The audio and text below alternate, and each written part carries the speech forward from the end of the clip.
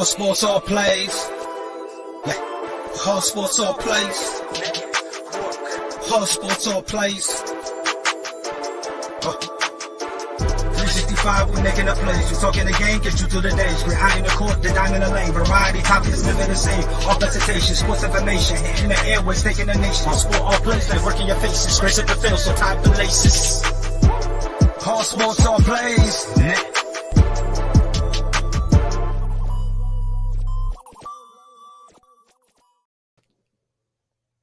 All right, what's happening, everybody? Welcome to G.W.R. Live here on November 22nd, 2022. I'm Chris Gonzalez, joined by my dad, Tony Gonzalez. Got a big show planned for you today as we have A.W.R. Owner and promoter Gary Emmitt joining us. How's it going, Gary? What's going on, guys? Going pretty good. Going good, man.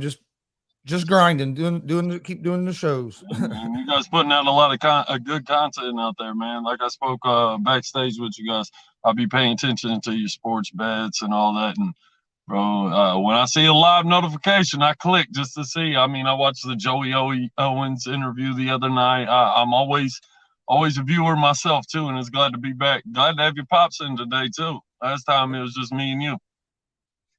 Yep.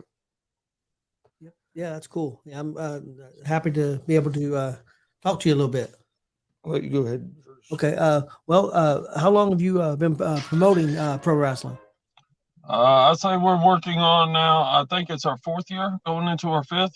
I came in as a fan.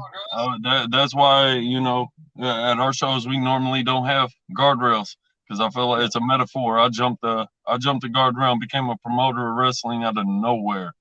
Like really, it was really out of nowhere, and it was hard at first getting in because that situation being not having no background in wrestling at all, except for being a fan, into jumping into behind the curtains and throwing one by the head.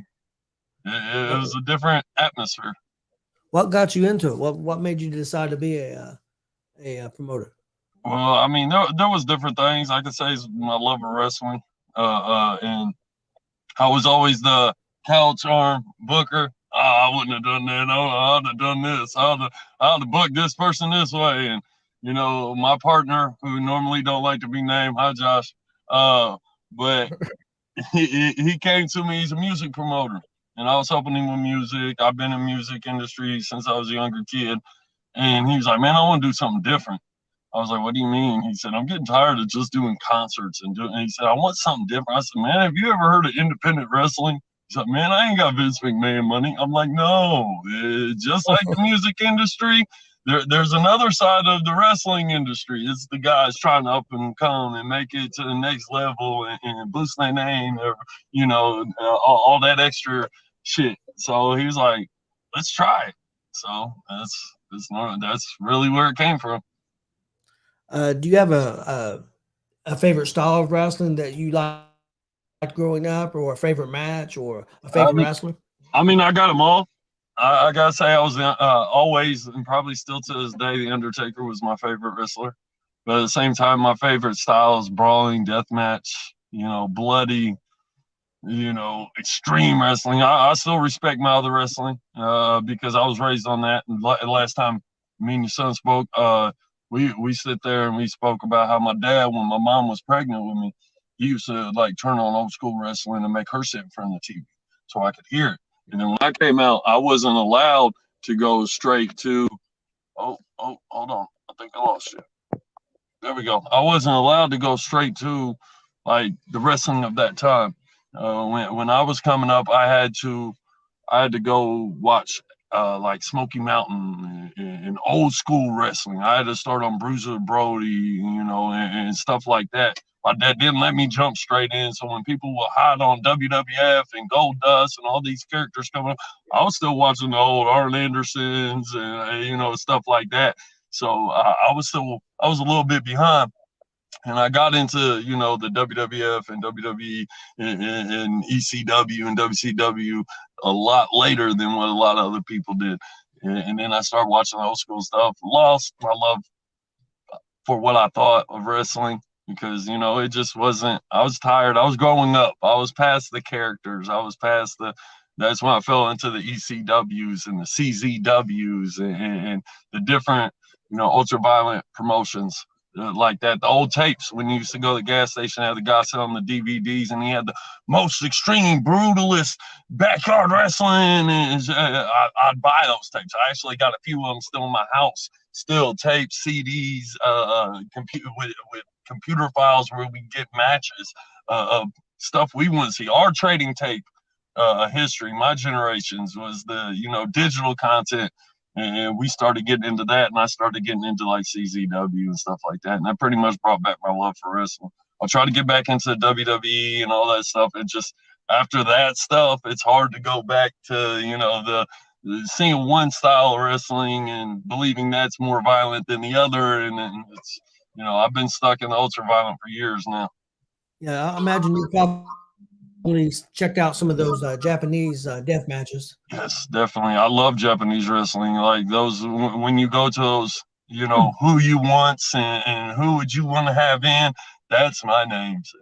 Jun Kasai, names like that from over there. I'd love to have Muda one time before he goes. I already, I'm a big Japanese guy. I love Japan wrestling, even more when the American guys start making it over there with the ultra violent scene. You get a little bit of the names from the normal wrestling, like the sports entertainment, but you had a lot of these guys in CZW and the older promotions making it over there, making splashes over there. And over there, that's where it started.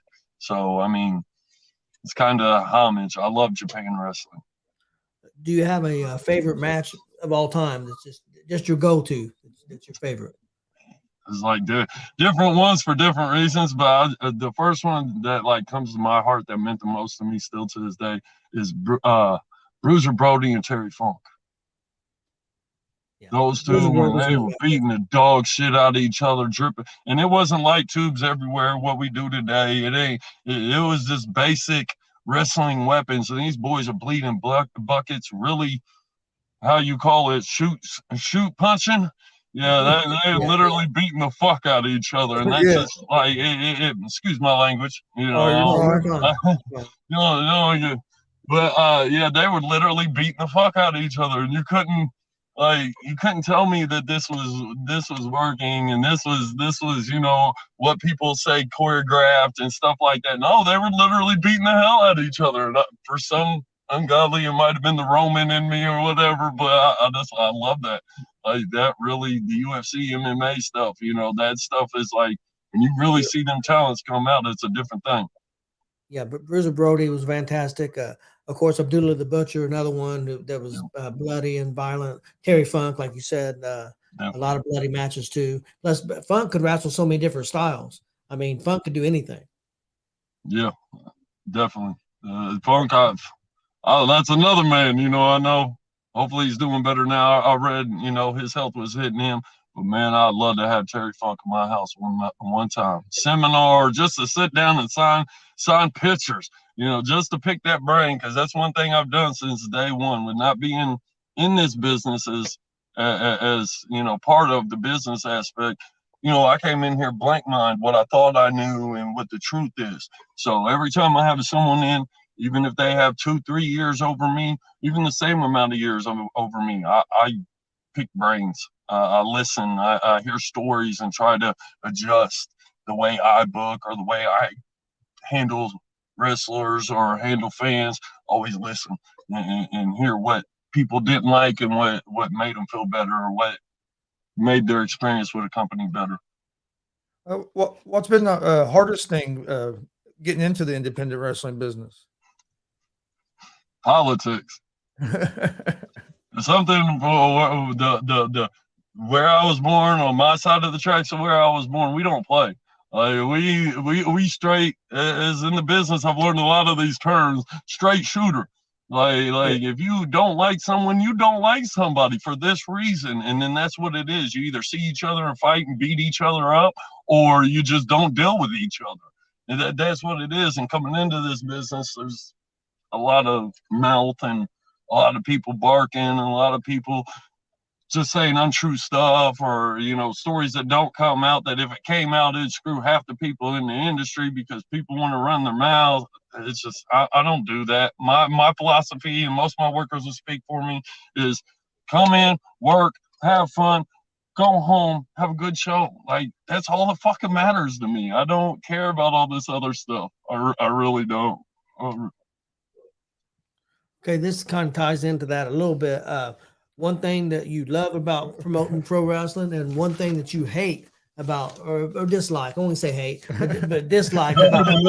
There's some hate. There's a lot of hate sometimes. You know, the best thing I love, truthfully, personally, is the same reason I've learned that the wrestlers do what they do, is that reaction, that pop, that there's been plenty of times for me just standing beside the curtain and hearing that pop for a situation that happened, and knowing that I helped bring that to somebody, because I know what that means as a fan. I know that there's memories of when I watched Sick Nick Mondo, you know, jump off of a U-Haul throwing people through light tubes. There's a reason that, you know, that's still in my head. It was a moment for me, you know, and I know that hopefully I've created those moments, or helped create those moments for fans. And the most thing I hate is the politics, the bullshit, work for this person, don't work for this person, or if I run in this city, you can't run in this city, or if I can't. No, until you sign that dotted line with someone, nobody has the right to tell you when and where to work. You know, I've had situations with different promotions, which I'm not going to say, you know, that wrestlers were told not to work for me.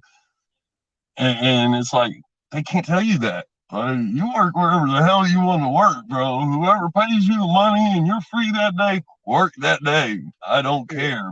That's all this is for. We're not WWE. We call it the Vince McMahon complex. A lot of these promoters, there's a handful of promoters that don't have it, that are very good gentlemen that think the exact same way I do. But most of them think that they're the king of their territory, or they're the king of independent wrestling. And they really ain't shit. Excuse my French. Yeah, we've ran into that a little bit, where we've heard promoters tell people you can't wrestle here, or you can't wrestle. It's like, and I've told a couple of wrestlers, like, you're an independent contractor. You can wrestle wherever the hell you want. Yeah. I mean, that's just like us. I mean, we go to all these different promotions, and I know some promoters don't like other promoters and stuff, but it's like, we're not here to take your side or this side. We're here to help promote independent wrestling and promote your product. Yeah, we're promoting your product. We're not worried about all that politics stuff. We love wrestling and have a good time doing what we're doing. I go through that, so I just try to. Lately, I've been pushing the whole support each other. You know, because if one of us make it, we all make it. The thing people don't understand is every time a fan gets turned on to independent wrestling, no matter if it's through this company, that company, this company, it opens a fan's eyes to understand, you know, there's a bigger world out here than WWE, Impact, AEW, the ones you see on televised, you know, stations. There's people out here that, you know, are trying to make it, and still to this day will stick by it. You see better matches in an independent show than you do at a televised show. My personal experience. And don't get me wrong, I love WWE. I love all the stuff. I watch it all. I watch a show probably every night. But I love the independent wrestling also. It's because it's a different vibe. You're up close. It's just a different atmosphere that you can't get going or watching on TV. And a lot of people can't afford to go to those other shows and pay 60, 70, 80 bucks a ticket, you know, family afford. You can afford to go to your place or the Dub, but just a couple examples, you know, 10, 12, 15, $20 a ticket. You can afford that. And you can afford the concessions and stuff like that. I get hell for it, but man, if you got a problem making it to the show financially, contact me. I'll work with you. That's how I feel about it. I'd rather a fan come in and see a wrestling show, even when they can't afford it, than to be at home missing out and just sitting at home, you know, experience something new. I get help for it all the time, but you know, if someone needs help and they can't afford the ticket, but they really want to see a show, you know, call me, you know, message me, you know, we'll make something work to where I can get you in this show, so you or your kid, or because we do all ages, even though our environment's different. You know, we allow all ages at our shows, and there's one thing I will not do than turn down someone a seat because they want to see wrestling. They just ain't got the money to see wrestling. And like you had mentioned about your buddy that he really didn't know about independent wrestling. There's a lot of people that don't realize that independent wrestling exists. I don't understand how, because you would think with all the promotion that most people would, but there's a lot of people, because I'll be like, we're going to a wrestling show, and they're like, there's wrestling in town? Like, yeah. There's actually two different promotions here in Muncie, but it's like, yeah, there's wrestling in town. But a lot of people didn't notice that. Go ahead. Well, I agree with you. I've said a bunch of times, if the promoters in Indiana would work together with all the talent that we have in Indiana, independent wrestling in Indiana could really, I mean, it's already pretty big, but it could really blow up if people would work together instead of fighting each other. That's 100%. I know what you were saying at the first part of that about people not knowing. That's why we got in this business. And this is no shot at nobody before A.W.R. I know people like to mix and try to say people are sending shots, but me and my partner did not hear no independent wrestling before we got into independent wrestling. I don't know if it's just the lack of certain promotion or something like that maybe it gartered towards somebody, maybe something like that. I don't know. We didn't hear about this many companies in Indiana before we came into the wrestling business. Yeah. When we knew about WCW because, to be honest, I've been at WCW before I was a promoter. To always speak about it. You know, I used to go to his wrestling shows. You know, CCW, the one we did our first show with, Steve Brenham and Rob, what's his name? Gosh, I forgot his name. He just passed away. He's the other owner of CCW. I apologize. But we went to their shows. I knew about them when they were at the old Peanut Warehouse. And Rob Van Dam was coming down here to Indianapolis, wrestling there, and Flash Flanagan and stuff like that. So it really wasn't, I don't know the promotion situation on other companies, but we didn't know about it. So we had that at the Emerson. I work at the Emerson Theater. I'm actually the general manager, head of security. Like anything they need me to do, I do. So many titles. Rob Kincaid, yes, thank you. I'm sorry about that, Rob Kincaid. But so we had a free show. It was a no-ring deathmatch show. It was supposed to be in Michigan, and something happened with the venue in Michigan. We said, screw it, we're bringing it back down to Indianapolis. We'll take it home to the Emerson Theater. Had the doors open, anybody walked by, and we had like 10 fans, 12 fans that just were different ages from the neighborhood that we're in that walked by and seen free wrestling on the marquee, and they just walked in. What's going on? Like, we've been at the Emerson now for about 3 years.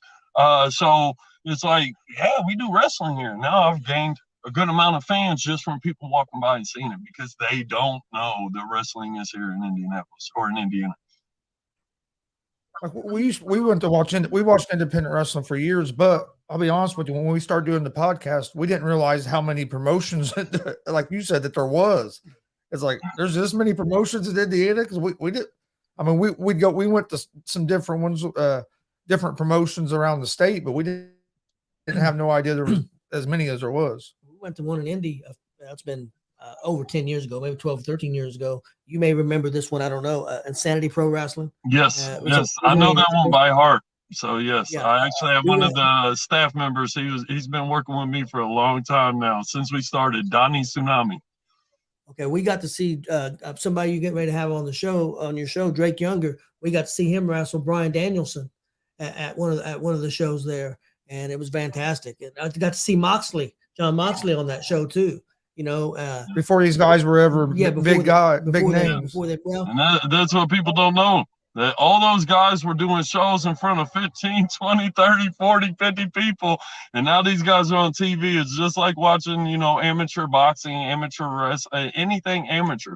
You have those next stars here. It's just got to get them eyes on them.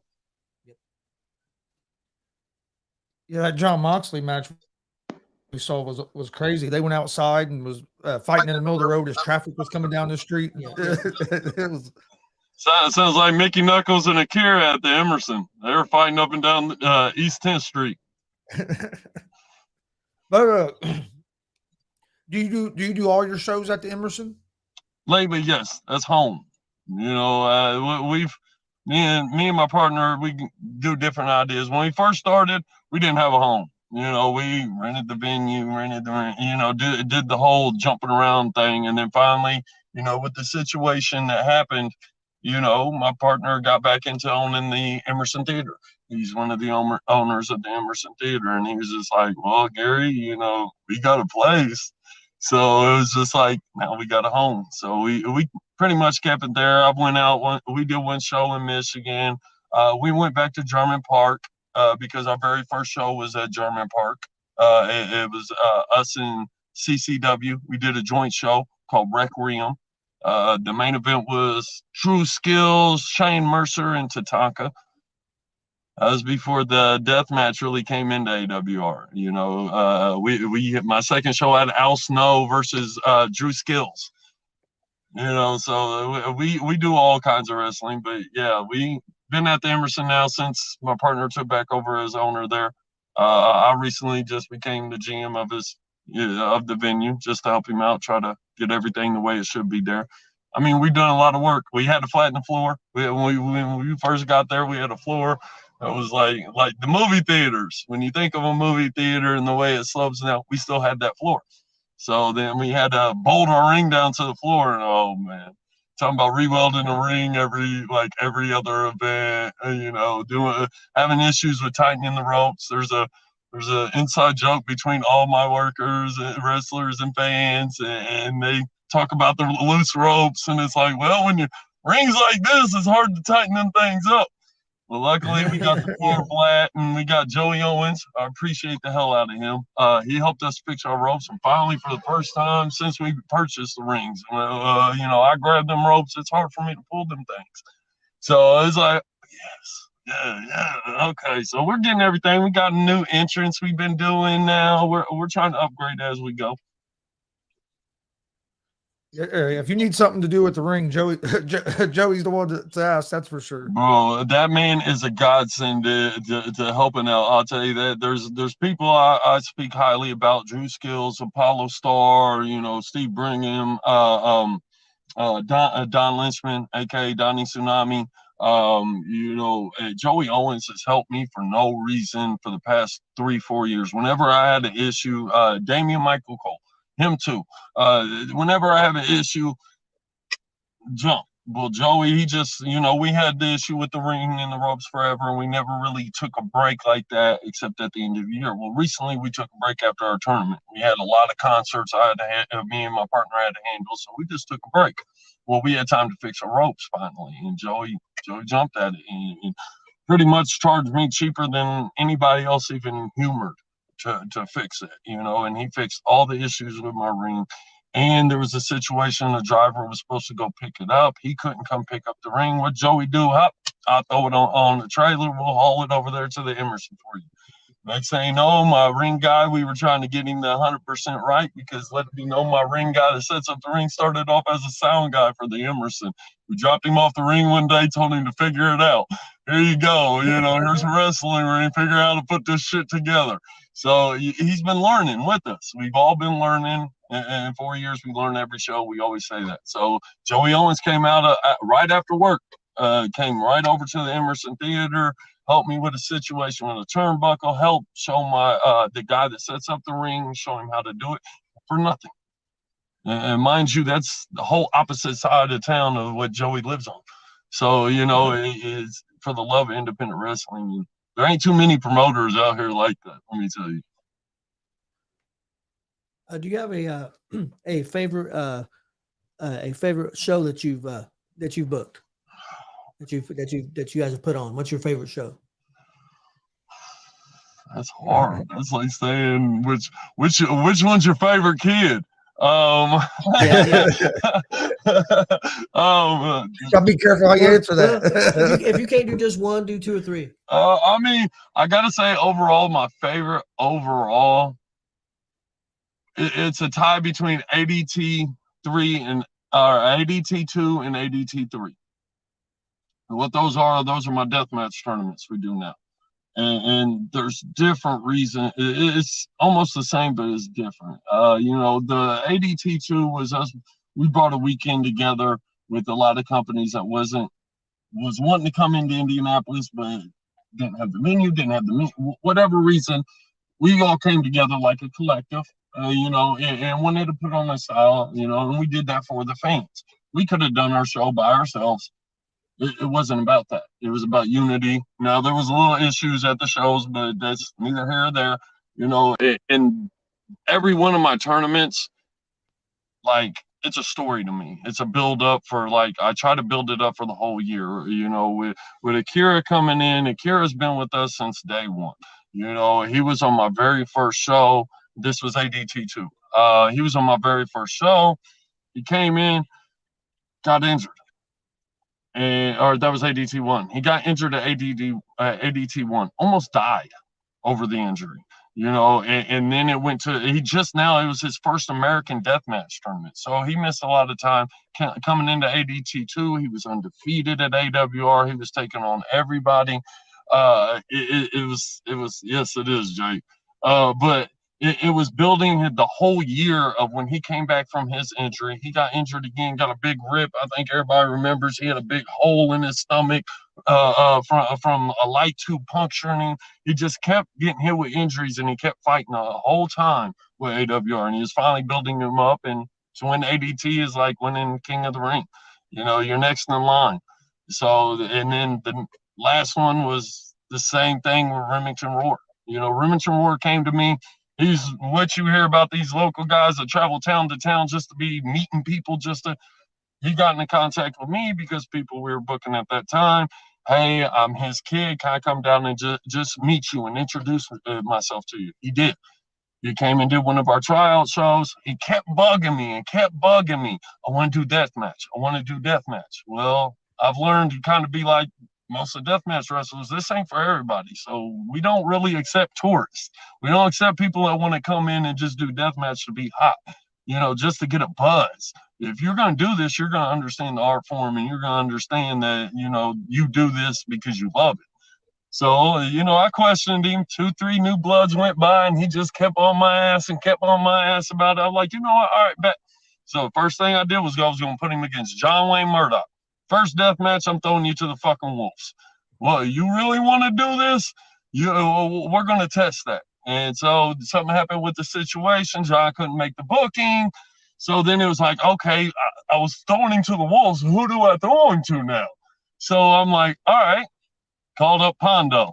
Hey, Pondo, I got somebody for you.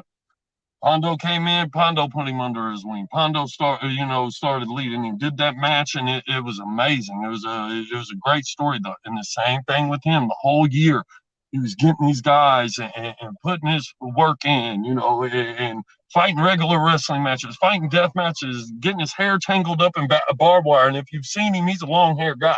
And you know, so doing all these battles, and it paid off to the first ADT. We called it God.W.R. Or God of Death, my fault. God of Death. Medicine's kind of good. So it was the God of Death. And what first time to win? Why not? Why be a king when you can be a god? So, you know, he won that God of Death, and it kind of set him to that level. He fought all year for it. It really means something. Like my other shows, they mean something. We try to tell the stories building up, but when it comes to our tournaments, that's like the end of all. That's our WrestleMania. That's our big boy. For maybe somebody that's never been to an A.W.R. show, what would you tell them to expect the first time they came to one of your guys' shows? First thing I tell you, if you see the action coming your way, get the shit and get the fuck out of the way. Because once again, we do not have guardrails. No guardrails at all.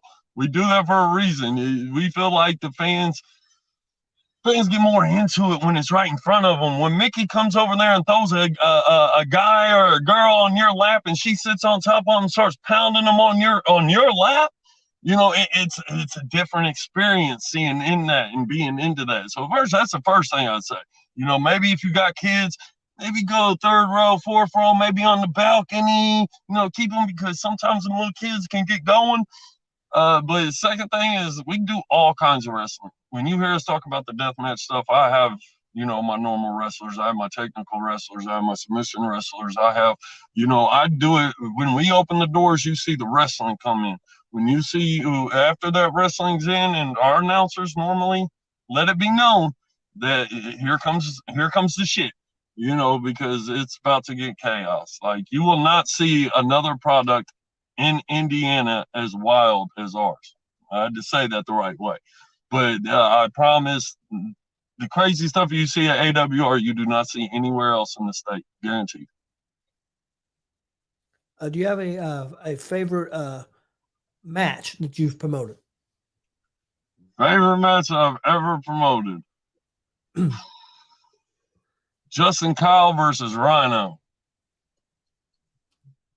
Justin Kyle versus Rhino was it was a personal thing, but it was also like, it just felt like it had to be done. And the story that was in between them, and, you know, Justin Kyle's come up, Rhino's come up, and seeing those two man beasts where Justin Kyle almost tore off my canvas in ring to spear Rhino. It was the build up, the promos, videos. We were supposed to have the match a year before, when COVID was hitting, and it screwed everything up, you know. So it was kind of like a long time coming, and it needed to be done. And I think that match was like one of my favorite matches that I ever. Yeah. Besides our shit tons of glass, you know, that's just a brain shit of like glass everywhere, and it's always been amazing. Like, every time we have that match, it's like hell. I can't think of the name of the promotion, but I told Chris about it, and then he seen the video. It was I know it was Dale Patrick's, and he was wrestling Hoodfoot here a couple weeks ago. I think it was actually in Indianapolis somewhere. Yep, it was Circle 6 Wrestling. Yes, had this big tower of light bulbs, tubes, and it was crazy. It was crazy as hell. I actually got a very good video. I was sitting ringside. You know, shout out to Circle 6. They showed a lot of generosity and a lot of love towards A.W.R when they came in. You know, I spoke to the owner, real good guy. You know, me, my partner, and a few staff members. Jake, he was in the chat earlier. We all went out to that show. I was sitting front row for that match, and I love it. You know, because once again, knowing Dale Patrick's once again one of those guys we used to call him the baby boy, A.W.R's baby boy, because he's been with us since day one. And you know, everything, A.W.R wouldn't be A.W.R without Dale Patrick's. So, you know, let that be known. And then same thing with Hoodfoot. When I met Hoodfoot, you know, he's a different guy, real good guy. Love him. I love Mo to death. And seeing them two in that ring for, you know, an up and coming company that's really doing amazing things across the world, not just in their state. You know, seeing them there in Indianapolis getting the love that Indiana wrestlers are supposed to get when a company comes from out of town. You know, it was an amazing moment watching them two go at it. And those Tokyo, they're called Tokyo Towers of Doom or something like that. I love those fucking things. I love them. The hell putting them together. Let that be known. That's why I shout out to Indrid. Indrid is an amazing deathmatch fuckery maker. And yeah, I tried one time to make one of those, and like I broke 4 or 5 tubes, and like it's hell to make those things. Yeah, I was sitting here doing something. He came here and said, "Have you seen this?" I was like, no, I saw a video. I was like, "Damn, okay." Yeah, that was an amazing match. Very good. Game Changer. Yeah. That night we watched Hoodfoot on Game Changer, and he got stabbed with that light tube and slayed. I'm sure you know I'm talking. Flayed his arm open. Yeah, he happened to be in my tournament 2 weeks later, and had to, you know, he was supposed to be in our tournament, and because of the injury and the severity of it, you know, it wasn't the best thing for him to be involved in a deathmatch tournament. Now, do you guys do death matches at all your shows? Is there a mixture? Every show. I do a mixture every show. There'll be comedy matches. There'll be, you know, serious wrestling technician matches. There'll be brawls. And then at the end, we like to push the death matches towards the end of the show, because just in case, we give the chance for the parents to actually give if they don't want their kids involved or around stuff like that, they at least get to see a good hour and a half of wrestling, of, you know, technical WWE style, because that's what their kids might know. They get that style with us. Then they say the freaks come out at night. So, you know, then normally after intermission, depending on how many death matches I'm feeling froggy for the event, because I've went 4 or 5 or I've went 2 or 3, you know, it'll bounce from normally intermission is my, hey, when we come back, you know, let it be known that there's some crazy stuff going on. So yeah, you can see every style at our show, and you see deathmatch every show. Favorite wrestlers that you've booked? I like you. You be asking the hard ones. A handful. Justin Kyle. First of all, that's my guy. That's you know, that's like my brother. I swear I don't know why you don't see him on TV. I do because of politics, but this guy has an athletic, you know, to be on TV, destroying your favorite wrestler on TV, to be honest. Tatanka. Al Snow was a good guy. Learned a lot from him. Slack. God, Del Patrick's, Akira, like it's really everyone. Mickey Knuckles, like when I went through the time of digital wrestling, Mickey Knuckles was a name that you did not want to mess with, and I never thought I'd get that chance because I thought Mickey was done, and now Mickey is a mainstay at A.W.R. Like she right now at this moment, she is our revolutionary champion for a reason. She has stepped through them all at A.W.R. So you know. Man, that's a hard one. I mean, all the names. If you're on my show, I like booking you. We'll put it that way, because I still have that fan in me that'll never leave. So when I see names, Drake Younger, I grew up a fan of the Naptown Dragons. I watched CZW. I watched all these things. I watched when he was in Indiana. It's something on my list, me and my partner's list, you know. So once we get that, if we can get our hands on someone we like personally, yeah, we're gonna try it. Sawyer Wreck, you know, Sawyer Wreck from she's been making the rounds everywhere. You know, GCW, she was No Peace, H2O. She's been making the rounds everywhere, and she's an amazing talent. Sawyer Wreck is a monster. Let it be known. Max the Impaler, they're a monster. There's a lot of them. Anybody that I'm sure there is, but anybody that you haven't booked yet that you want to book? Jun Kasai, you know, let's see, Takeda, a whole bunch of Japanese names. There's a couple I've reached out to, and we might be conversating. Matt Tremont, love to have Matt Tremont in. He's going through another run right now that is fucking amazing. So there's a lot of guys. Alex Nabib from Russia. I don't know if you guys are hip to this guy. He's a monster. We've had many conversations of trying to get him over here. I'd love to have him out.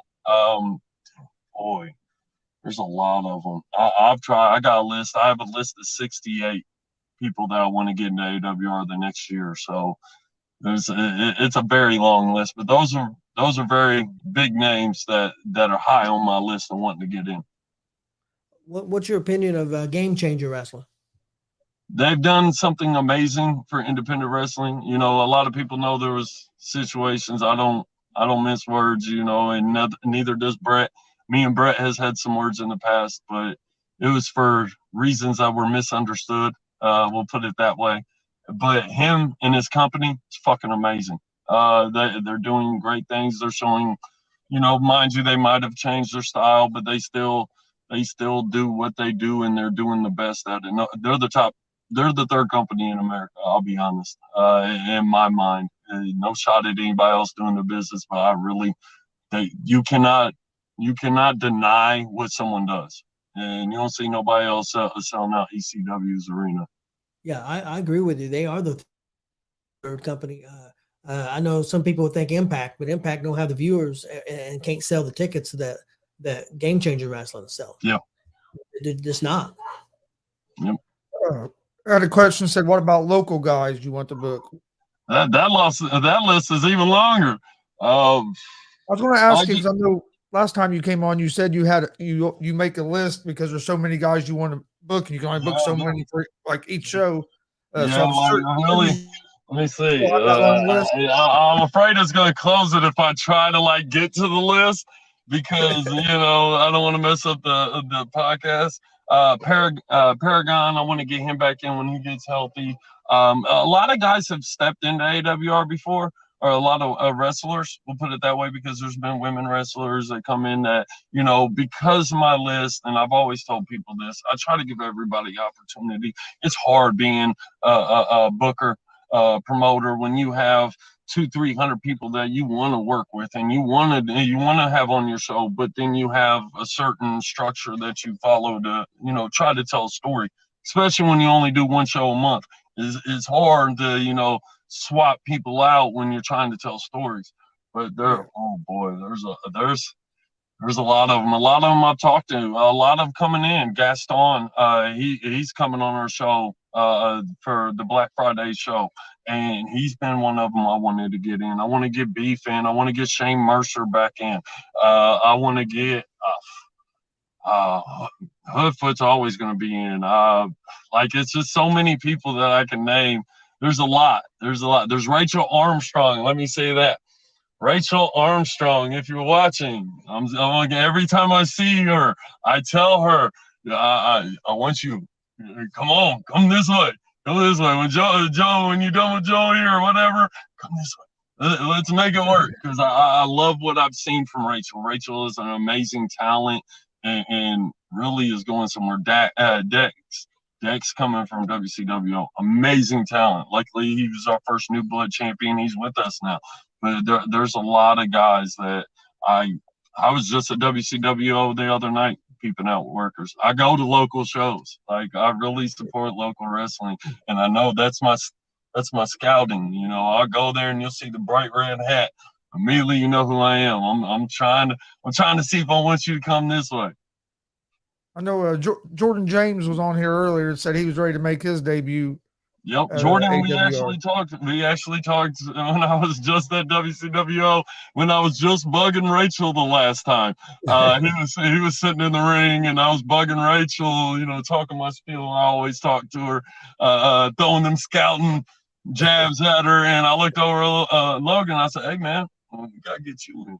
And yeah, let's make it happen. And it's just I want to make it right. I'm the type of guy that I don't want to just bring people in for bringing people in. I want it to make sense. I want to give you the best opportunity that I can to get you noticed, even if it's just the one time. Get some fans in the area knowing you. We've got to see Rachel. I think it was her third match ever. Yeah, it was the first time we saw her, and then we've seen her a bunch since then. And man, she has a lot of talent. Very, very, and it's all comes from a good place. We'll put it there. A lot of talent's coming from there. Yeah, bring them. I'm down. My inbox is open. Let's put it that way. I need more tag teams. I'll put that 100% out there, shooting from the hip. I need more tag team, and I need more women wrestlers. So if you feel like you're missing from my roster and you can bring something, come on. Hit my inbox or go on the A.W.R. Facebook. You push call now, you go straight to my phone. Now, I should not have done that, but let it be known I have 3 daughters and a wife. You call after midnight, she answers.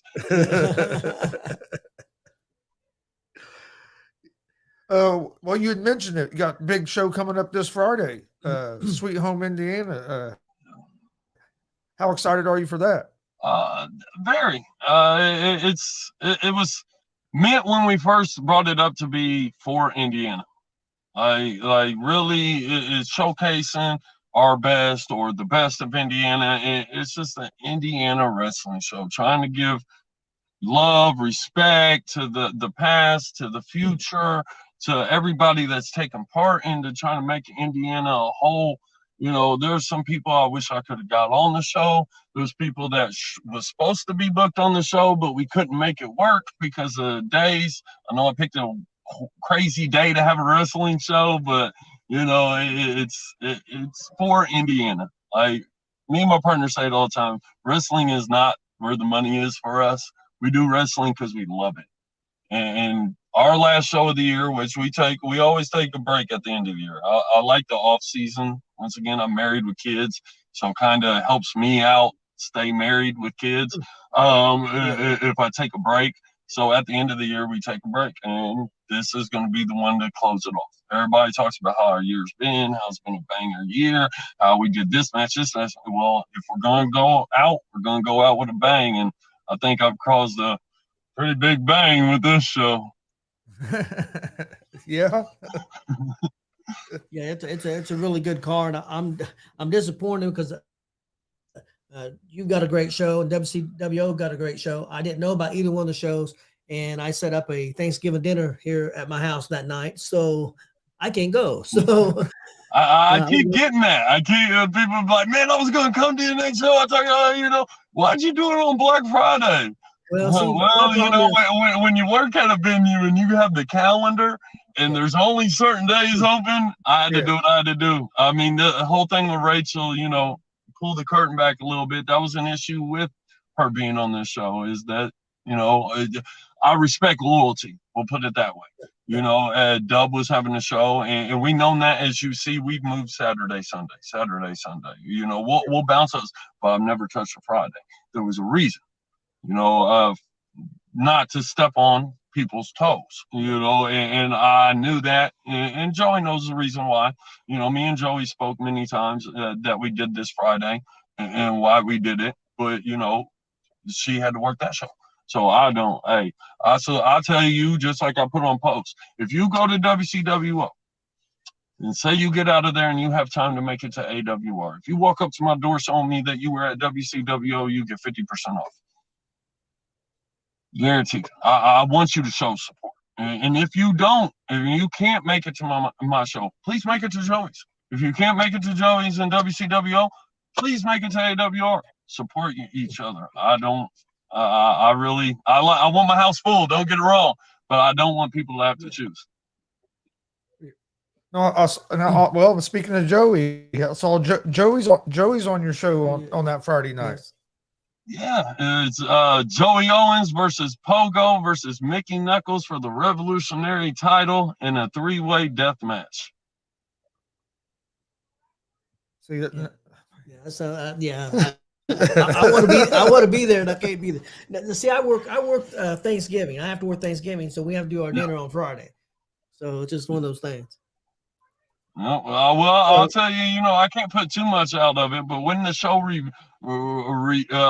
releases and we announce our situation that is changing, the beginning of the year for our streaming and VOD, hey, you know, you have to jump on the streaming service. Right now, you can go to IWTV at the ASYLUMWrestlingRevolution.com. But you know, when the show releases, you might have to go to that website and check it out. Yep. Oh no, definitely. Definitely have to do that. Is there you have a favorite match on the show that's going to be Friday? Drake Younger versus Eric Dillinger.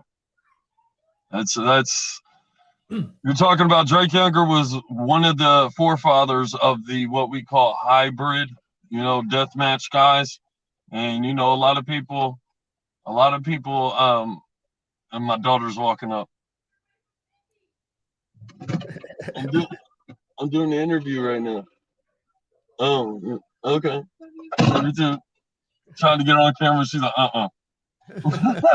But, no, so, you got Drake Younger. He was one of the first, you know, pioneers of the hybrid style in death matches. Guys that would actually, you know, incorporate the high risks and the, you know, crazy move styles that you normally see only in like a luchador cruiserweight wrestling.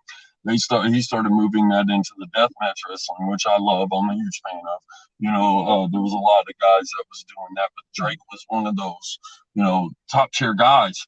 And Eric Dillinger is the exact same thing.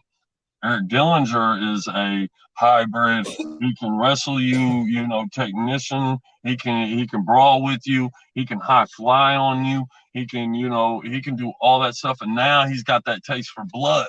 Now, you know, he's doing the deathmatch scene, and he's doing amazing. If anybody's seen him on GCW when they were just in Wisconsin, you know, he's been blowing through the scene, deathmatch and wrestling.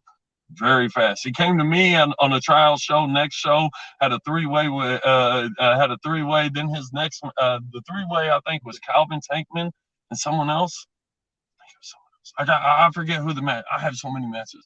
But then next month he's in a Taipei death match with Josh Crane for the Revolutionary title, which he won. You know, so he's been blowing up real fast, and it kind of reminds me of an old Drake Younger. You know, Drake Younger, when he flashed fast. You know, he went real fast and real hard, and that's exactly what Eric Dillinger does. And to be honest, that might be the match that I actually sit in front of the curtain on. I might go grab me a spot wherever there's a spot open, and I might become a fan for a good however long they bang out. Because this is going to be a banger, I guarantee. Oh, yeah. It's going to be great. And then Marcus Fine just mentioned, and it's one that I would be looking forward to, Nate Matthews and G.W.R. That's going to be fantastic. Those two, you know, they had some unfinished business, you know, with the situation for the New Blood Championship. A third man got added to their match due to an opportunity we gave the first night at our tournament. It was supposed to be Dex and Nate one-on-one at the tournament as a non-tournament championship match. Well, because of the opportunity I gave to Zay Gates and Will Knox, they both fought, and Will Knox got the win over Zay, so he got the opportunity to be added into the match. Dex never got defeated for his belt. He never got pinned. He didn't get submitted. He didn't, you know, it wasn't him that lost the match. So, you know, after the end of that match, Dex was a little hot. You know, I had to have a nice conversation with him, and he said, I want my opportunity, you know, and I went to Nate, and Nate said, give it to him. He said, the decision's going to be the same. I'm like, you know, Nate's one of those, you know, bark and back it up, and Dex is the same way. So it's kind of like, hey, I'm not getting into this. You both want it. You both got it. There you go. So, and I told him the next show, you know, you're one-on-one for that belt on the line. We doing it. We said it that night, and then the show, when we return, it's on the card. Cool. You got a great card, no doubt about it. Oh, you mentioned Zay Gates. He's another young guy that coming up that has a whole lot of talent, and he's really starting to hit his own here the last couple months or so. Definitely has. The highlight reel. A lot of those guys, I've gave a lot of those guys an opportunity, and they all are like, they got next, as we'd say on the basketball court. You know that they got next. They're barking now, and they're at my door. So, you know, they're the ones coming in, and people seen it. You know, the Remington War, the Eric Dillinger, the stars I have now were the ones that were at the door barking. They were the ones, hey, we want to come into this. We want to put our foot down, let it be known. So now they're in there. So now I got that next round of people. They're banging on the back of the Emerson, you know, let us in, you know. So, hey, I'm going to have to let them in at one point. I did have a question before we got to the card that I want to go ahead and ask. If you could, dream match that you could book, anybody you want to book, who would that be? Dead or alive, or just alive?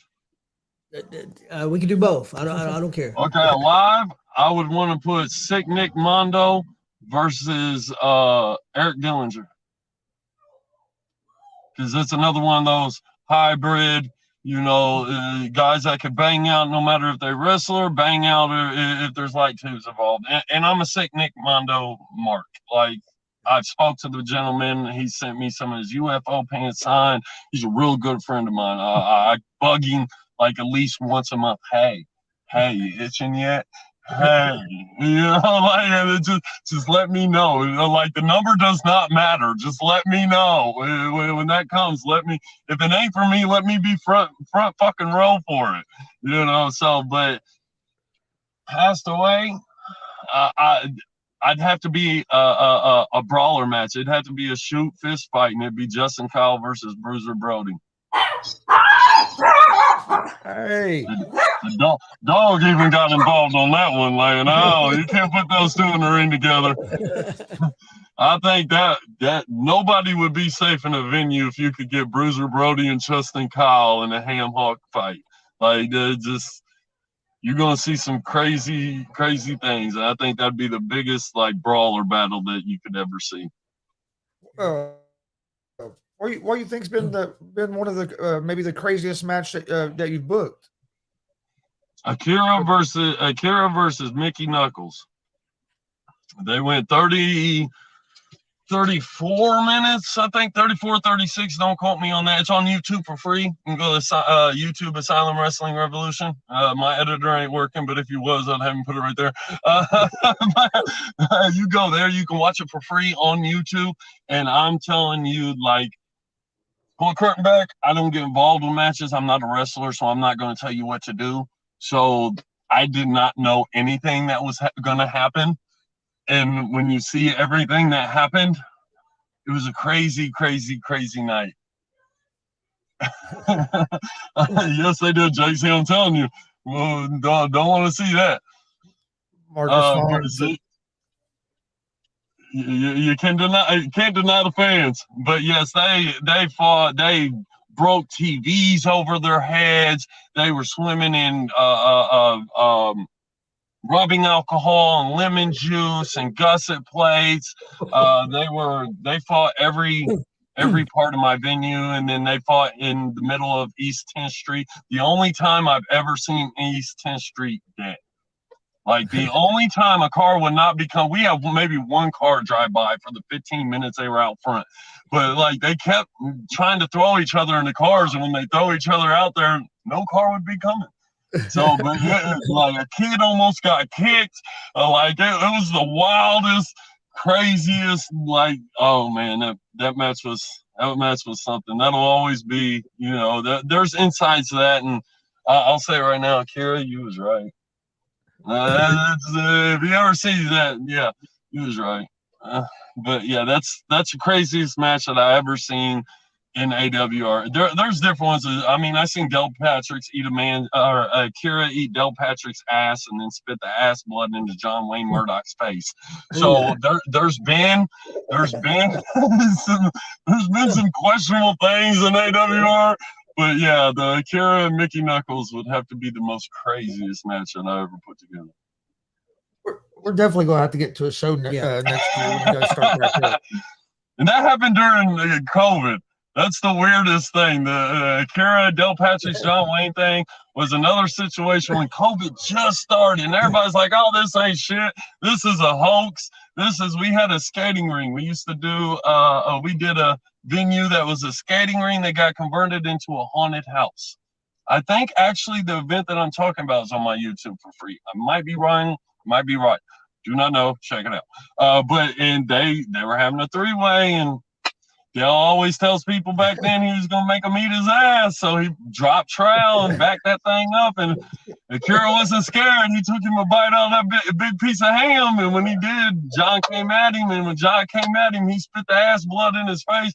I've never seen so many parents shocked, scared, hiding the kid's face, but in amazement at what just happened. Like, it was the most mixed reaction, craziest situation I've seen until the Akira and Mickey. So yeah, we've done some things. So let's say that. When the COVID hit, did it shut you guys down, or were you able to still run through it? Yes and no, because I mean we had 2 shows affected by it that we planned, and then they hit us with those 50 people max, including staff. That's what screwed us. Like, we were still going to do a show if it was 50 fans. But with the roster and the shows that I put on, that's like 12 fans, 20 fans. Like, there's no way possible doing that. And no shot at anybody doing it, but I wasn't going to do a no fan show. So, you know, during those situations, we had 2, I think it was stretched out about 2 months. We had 2 shows that ended up getting canceled because of the COVID restriction. And then they kind of lifted it on us. And then once they lifted it, like 3rd, 4th month into Indiana, we started running shows. We were going by, you know, we were allowed a certain percentage of our venue capacity, and that allowed us with staff to have around 80, 90, maybe 100 fans. You know, we had the masks. We had people out there, my ring crew that was working that time. They would be in every match. sanitation, bleach whites on the ropes. We were making sure everything was done. So I honestly felt like it did us justice, because I honestly think because so many people in the venues they had either A, wouldn't run, or B, the capacity was lower, so that meant they couldn't have as many fans as what we could. It helped us gain fans. It helped us, we helped the Emerson survive through those months when we couldn't do concerts. When we could do sparing concerts every now and then with a certain amount of people. A.W.R. ran for a good 6-7 months solid, and was putting on shows, sticking to the requirements, sticking to all that. There was some mishaps, there was some, mistakes made, but hey, I gotta say it actually helped us survive it, because I felt like with us being a new company before it started, if we would have just disappeared during COVID, we'd have died. Like, everybody would have forgot about us. We got them tax time promoters that come in every year to start a wrestling company and then disappear. We didn't want to be that, so we rough and toughed it through. And I think it actually benefited us a lot, especially with like IWTV. Half the time we were on, I think it was Pivot Share before we got with IWTV. That helped out a lot. We were also releasing free matches, on YouTube, trying to keep the buzz there. Yeah, because it shut down businesses, but also everybody was stuck at home dying for something to do. Yeah, there was happening. I'm lucky to say at an undisclosed location. We said there was a live deathmatch show on MDKC, Murder Death Kill Club. Shout out them. Shout out all the administrators over there. There happened to be some random person's backyard. There happened to be a deathmatch show. I don't know where. But, once again, it was because those wrestlers at those times were going fucking stir crazy. They couldn't do fucking shows. They couldn't go make money on what they do making money. So the people involved happened to, give them a place where they could do what they could do, and got donations. And hopefully the donations helped those people that were involved to, make it another month. That's really all it was done for. That's why I do most of the things I do, is just for the wrestlers and for the fans. You got anything else you want to talk about Friday's show? You got Mickey Knuckles, Joey, and Pogo. That's going to be a banger. You got Drake Younger and Eric Dillinger. Was for the ICW Milwaukee heavyweight and the A.W.R. heavyweight, but recently Eric Dillinger got screwed out of his ICW Milwaukee belt. So now it's just going to be for the A.W.R. heavyweight championship. That's going to be a death match. We got the tag match. We got the Original Sins versus the Young Dragons. That's for our tag team belts. You got Randy West versus Juniper. She's both going to put on a banger in a wrestling match. You got Gaston. He said Gaston. I don't know if I'm pronouncing that right. I don't know if I got the flair as he does when he says that name. But we got him. He said he's got something to say to Indiana, and he wants to see who's got the balls to come out from Indiana and shut him up. So he's having an open challenge match. So that's. I'm wondering who could come out and shove that book up his ass the farthest. You never know in A.W.R. who could just pop up and, decide to throw around. So, we got some pretty amazing matches going on. What time does that start on Friday? Doors open at 6, first bell at 7. It is an independent wrestling show. So, bear with us if the doors don't open until 6:05 or 6:07. We working to get everything started. We got a training seminar earlier in the day with Drake Younger. If anybody out there wants to forward their wrestling career, manager career, referee career, you are talking about a guy that ref for WWE, that refereed WrestleMania. You got a guy that has knowledge in all aspects of wrestling. There is a training seminar. We're about to close off signups. I think I'll probably do Wednesday or Thursday. Say Thursday you hit me up, I might go ahead and let you jump in. But yeah, we got the training seminar. There'll be meet and greets with Drake. $20 will get you a picture with him, autographed, maybe flyer 8x10. We'll see what we have by then. You know, and you get to hang out with him for a second, chit chat with him, shoot his brains for a little bit, you know, and come out, hang out. We actually have full liquor at the Emerson Theater. We recently just got accepted to have full hard alcohol at the Emerson. So, you know, if you like to sip a little something, come on out, you know, get a little toasty, get a little warmed up. We're going to have food there. I'm going to have merch. As you see, the A.W.R, I'm going to have stickers there for the Sweet Home Alabama, or Sweet Home Alabama. Yeah, Sweet Home Indiana. You know, we're going to have a lot of stuff out there. I might have some old flyers that were signed that I still have. I have a closet full of flyers that were signed that I never did nothing with, so I might bring those out and sell them. The wrestlers all have merch. Come support your wrestlers. That's pretty much all that. And, you know, all the stuff for the show. We got D-Ray, What It Do. He's an artist. He's pretty much been at a lot of A.W.R shows performing. Great hip-hop artist, performs with a lot of big names. He's going to come out and perform. So, I mean, come out and see good entertainment. Don't go spend your money on stupid stuff like that you really don't need. Your kids ain't going to play with the shit. You're going to get ran over. Someone's going to steal shit from your car anyway. Just come over to A.W.R, get drunk, eat some food, spend some money on merch, and have a good night. I don't think you heard that. How much are tickets for the show? Right now, if you go online, this will stop the day of the show. I was supposed to cut it off, but I'm a nice guy, and it's kind of holiday season, so I said, screw it, I'll leave it up. We have a buy one, get one free ticket going on for general admission right now for the Black Friday, since it's Black Friday. If you buy a ticket online right now, you get a buy one, get one free.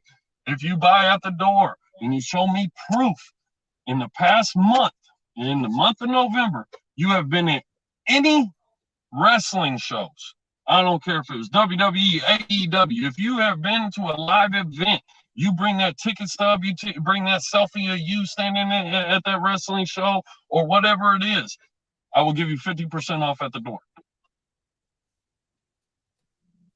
Sounds awesome. Sounds great. I mean, you can't beat it. I mean, really, we've said it all the time. We just want to show good wrestling. Like we got sponsors. We, you know, our wrestlers are taken care of. You know, we've not had that run in with like other ones that don't like to pay the people what they agreed to. You know, all our guys and wrestlers are paid and taken care of like they're supposed to be, and fans got the chance to have a good show. Come on out, man. If you got a problem getting tickets, come call me, message me. We'll get you a ticket and I'll have you a spot at the show. That's awesome. You can't beat that. No, you can't beat that, especially around the holidays this time of year. Like I said, I wish we could be there Friday. We'll get to when you guys get started back up. It's going to be in January. Yeah, we're talking about January, February. I need to get you guys out. I told you that last time, man. I see you all at all these other shows. Come join the dark side. Come see our fun. Oh, that's Chaos asking Marcus if he's going. I think Marcus is going out of state. Actually. Yeah, I think Marcus is out. No, we definitely want to go. I've been telling him. I've never been to. I watch like death matches on TV and all that, but I've never been to one live. So I've been wanting to go to one. I watch a lot. Well, make sure you sit front row. Make sure you sit front row. First death match show, A.W.R. I'll make sure to have Mickey and Dale and all them come over there and have a nice conversation with you.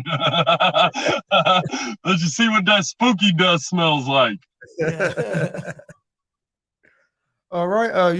You got anything else you want to talk about or plug or anything before we get out of here? I mean, you can go to A.W.R Life on Twitter. I think Twitter's still a thing. I don't know. I don't follow all this other stuff. So I heard it was dying. I heard it ain't. I don't know. But you can still go there and find A.W.R.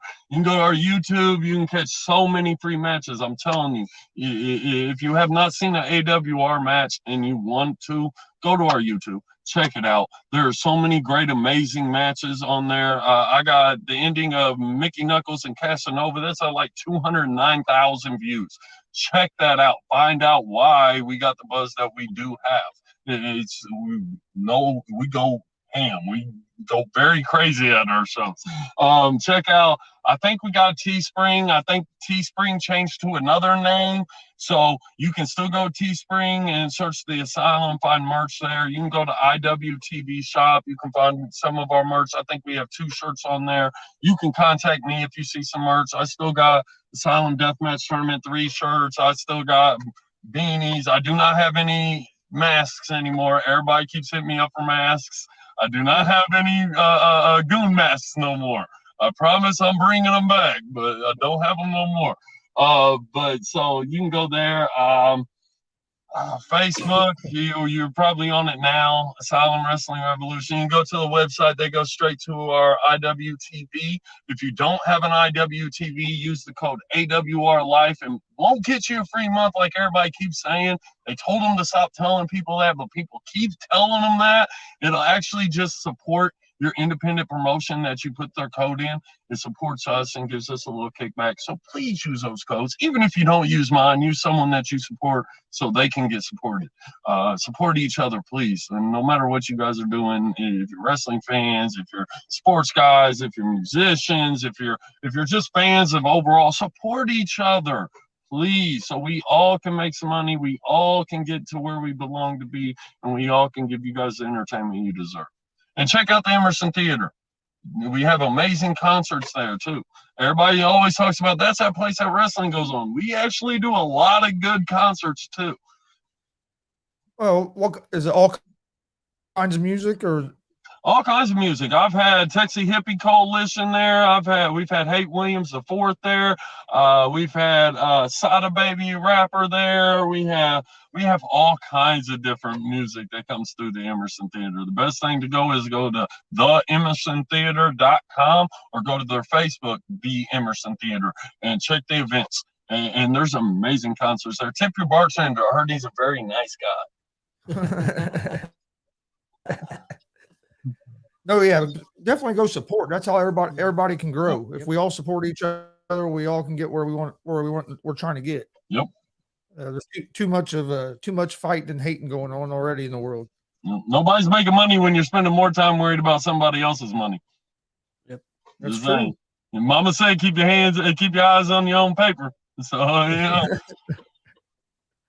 But all right, man. I appreciate you joining us.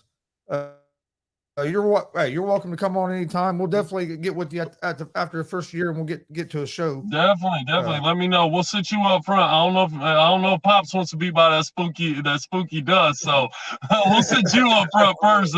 You never know. We'll leave a spot next to you for Pops in case he gets that little itch. He want to get down there. I appreciate you guys having me on again, man. Anytime you guys want to shoot the shit, hey, I'm gonna shoot from the hip. Yep, we appreciate that. Yeah, we appreciate you coming on. All right, man. You have a good day, and hope you guys have a big crowd Friday night, and hope the show goes great. Thank you very much, man. See you guys next time. Yep. All right, man. Have a good night. Before we do get out of here real quick, don't forget to hit that subscribe button on YouTube at Gonzo Sports Room. Please like and subscribe on Facebook and Twitch as well at Gonzo Sports Room and at the All Sports All Plays Network. We appreciate everybody's support. I thought that was a great conversation that we just had with Gary. Yeah, great. Appreciate Gary coming on. Go check out A.W.R. Friday night. Go check out WCWO Friday night. A lot of talented wrestlers in the state of Indiana. So go support them. Yeah, and he's trying to work with everybody. Sound like some awesome deals. I mean, if you show that you've been to some shows, 50% off. He's got buy one get one free deal. Get one free. Heck, he said if you really just want to come to the show, you don't have the money, give him a call. He'll work something out. So you can't beat that, man. So support A.W.R. If you don't go to A.W.R. this weekend on Friday, check out like you said before, WCW on Friday night. I'm sad because I can't go to either one of the shows, but that's the way it goes sometimes. But yeah, gonna be great shows there this Friday in Indianapolis. Yeah, like I said, please hit that subscribe button on YouTube at Gonzo Sports Room. Like and follow on Facebook and Twitch at Gonzo Sports Room. We put all of our stuff on social media: Facebook, Twitter, Instagram. You can find all the information about different shows we have. Tonight's Tuesday, right? So this is basically it. I'll be on Unscripted later tonight at 7 p.m. Eastern. You can find out on Facebook, YouTube, and Twitter at Unscripted or on the All Sports All Plays Network. Great sports show. And we do sports shows like Gary was talking about from like 9 in the morning to midnight. We got sports betting shows. If you're a sports fan or a pro wrestling fan, and you can find something on our channels that you're going to like. We cover UFC, about every sport. So, but we appreciate everybody watching today's show. Like I said, appreciate Gary coming on, and we'll see you guys next time here on GWR Live.